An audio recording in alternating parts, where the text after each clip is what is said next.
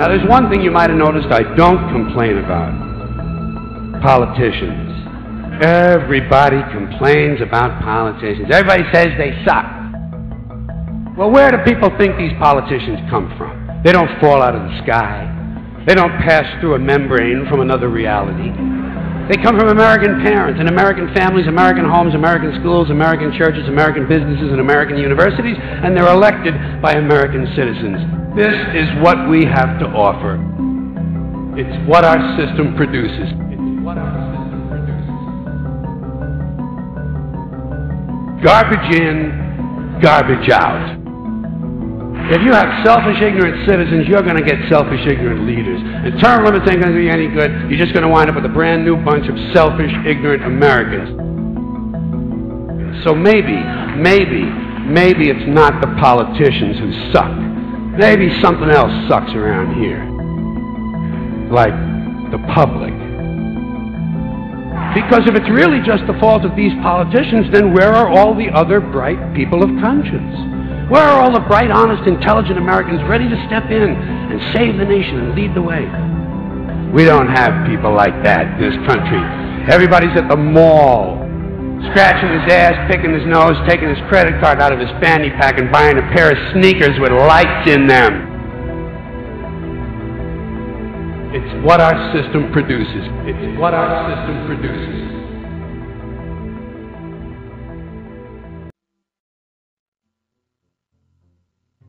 And feeling that, they don't know who to elect.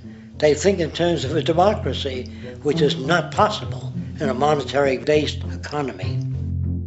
If you have more money to advertise your position, the position you desire in government, that isn't a democracy.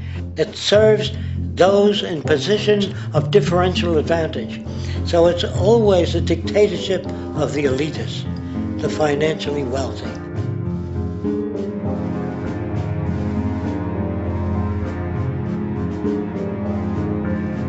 It is an interesting observation to note how seemingly unknown personalities magically appear on the scene as presidential candidates. Then, before you know it, somehow you are left to choose from a small group of extremely wealthy people who suspiciously have the same broad social view. Obviously, it's a joke. The people placed on the ballot are done so because they have been pre-decided to be acceptable by the established financial powers who actually run the show. Yet, many who understand this illusion of democracy often think, if only we could just get our honest, ethical politicians in power, then we would be okay. Well, while this idea, of course, seems reasonable in our established-oriented worldview, it is, unfortunately, another fallacy. For when it really comes down to what is actually important, the institution of politics, and thus politicians themselves, have absolutely no true relevance as to what makes our world and society function. It's not politicians that can solve problems. They have no technical capabilities. They don't know how to solve problems. Even if they were sincere, they don't know how to solve problems. It's the technicians that produce the desalination plants. It's the technicians that give you electricity, that give you motor vehicles, that heat your house and cool it in the summertime. It's technology that solves problems, not politics. Politics cannot solve problems because they're not trained to do so. Very few people today stop and consider what it is that actually improves their lives. Is it money? Obviously not. One cannot eat money or stuff money into their car to get it to run. Is it politics? All politicians can do is create laws, establish budgets, and declare war. Is it religion? Of course not. Religion creates nothing except intangible emotional solace for those who require it. The true gift that we as human beings have, which has been solely responsible for everything that has improved our lives, is technology. What is technology? Technology is a pencil, which allows one to solidify ideas on paper for communication.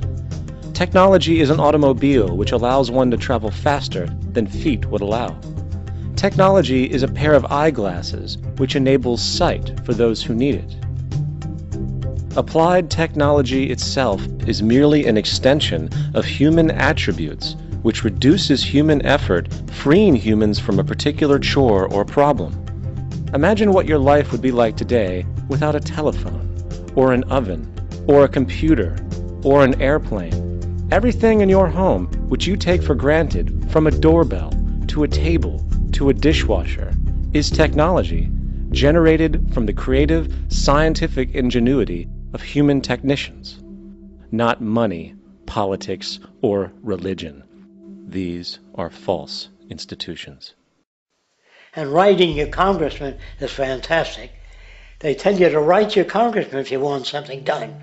The men in Washington should be at the forefront of technology, the forefront of human studies, the forefront of crime, all the factors that shape human behavior. You don't have to write your congressman. What kind of people are they that are appointed to do that job? The future will have great difficulty. And the question that's raised by politicians is, how much will a project cost? The question is not how much will it cost. Do we have the resources? And we have the resources today to house everyone, build hospitals all over the world, build schools all over the world, the finest equipment and labs for teaching and doing medical research. So you see, we have all that, but we're in a monetary system. And in a monetary system, there's profit.